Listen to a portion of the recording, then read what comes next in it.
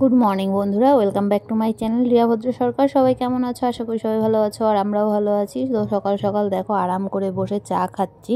মেয়ে গেছে স্কুলে, একবার সকালে লাল চা খাওয়া হয়েছে, এখন একটু কফি বানিয়ে নিলাম আমার জন্য আর কি। তো এখন চা আর বিস্কুট খাচ্ছি, খেয়ে দে। আর এদিকে রান্না হয়েই গেছে আমার, মোটামুটি রান্না প্রায় কমপ্লিট। তো তারপর বাদবাকি কাজকর্ম বাকি আছে। আর তোমাদের দাদা হয়ে গেছে মেয়েকে দিয়ে এসে তারপর খাবে। তো আমি তার জন্যই ভাবলাম যে একটু কফি বানিয়ে খেয়ে নিই, তারপর আসলে পরে তো আবার ভাত খেতে দিতেই হবে। তাই এখন নিজে বসে একটু টাইম কাটাচ্ছি আর কি কফির সাথে। আর এদিকে দেখো আমার রান্নাবান্না পালং শাকের তরকারি করেছিলাম, আর এদিকে আছে লাউ চিংড়ি, আর তোমাদের দাদাভাইকে দেখো খেতেও দিয়ে দিলাম। আর করেছি হচ্ছে ডাল, মুসুর ডাল করেছি, আর পাঁপড় ভাজা। মেয়েকে পাঁপড় ভেজে দিয়েছিলাম ডালের সাথে, মেয়ে খেয়ে গেছে স্কুলে। আর আসবে হচ্ছে 3টার সময়। আর আমার রান্নাবান্না কমপ্লিট, এখন বাদবাকি কাজগুলো করলেই কমপ্লিট হয়ে যায়।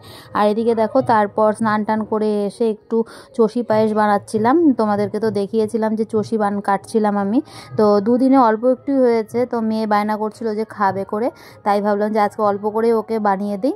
তো যতটুকু হবে ও খেয়ে নেবে আর কি, বেশি হবে না, কারণ বেশি চষি কাটতে পারিনি, অল্পই হয়েছিল, সময় পাইনি আর কি। আর একভাবে বসেও থাকা যায় না, তাই আর কি অল্প যতটুকু পেরেছি ততটুকুই বানিয়েছি আর কি। মেয়ে এখনও আসেনি, মেয়েকে আনতে গেছে তোমাদের দাদাভাই। একবারে খেয়ে দিয়ে বেরিয়েছিল, তারপর একবারে মেয়েকে নিয়েই আর কি বাড়িতে আসবে।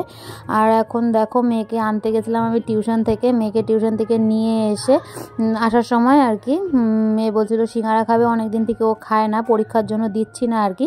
তো বায়না করছিল আজকে, ভাবলাম যে দেই। তো একটা সিঙ্গারা আর লাড্ডু নিয়ে এসছে আর কি। লাড্ডু আর সিঙ্গারা খেয়ে আবার কিছুক্ষণ রেস্ট নিয়ে পড়তে বসতে হবে। তো আজকের ভিডিওটা আর বেশি বড় করছি না, আজকের ভিডিও এতটুকুই। সবাই ভালো থেকো, সুস্থ থেকো, দেখা হচ্ছে কালকে নতুন একটি ভিডিওর সাথে। ততক্ষণের জন্য টাটা, গুড নাইট।